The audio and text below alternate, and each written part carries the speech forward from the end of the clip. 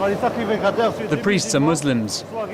They must be practicing Muslims, and the sacrifice of the chickens must be done in the direction of Mecca. Hello, how are you going? Thank you.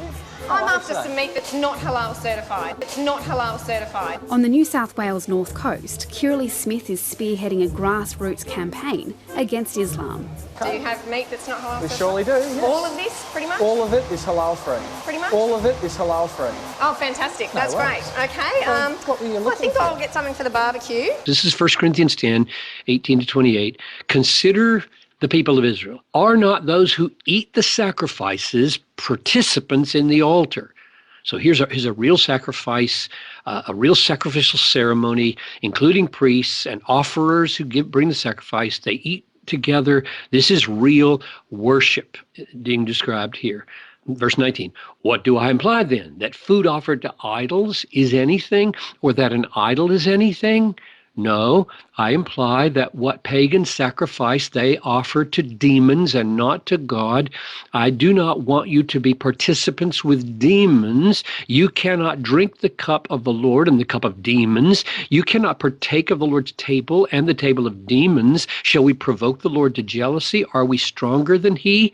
Verse 23, all things are lawful, but not all things are helpful. All things are lawful, but not all things build up. Let no one seek his own good, but the good of his neighbor. So there's the principle. Now here's the specific case.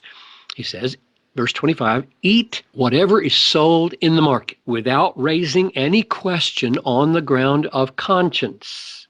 For the earth is the Lord's and the fullness thereof. If one of the unbelievers invites you to dinner, and you are disposed to go, eat whatever is set before you without raising any question on the ground of conscience. Then verse 28, but if someone says to you, this has been offered in sacrifice, then do not eat it for the sake of the one who informed you and for the sake of conscience. In other words, if your guest turns the supper that you're now going to share with him into a worship service, expecting you to participate in the meaning that he is now attaching to the meat that was offered, then you politely decline.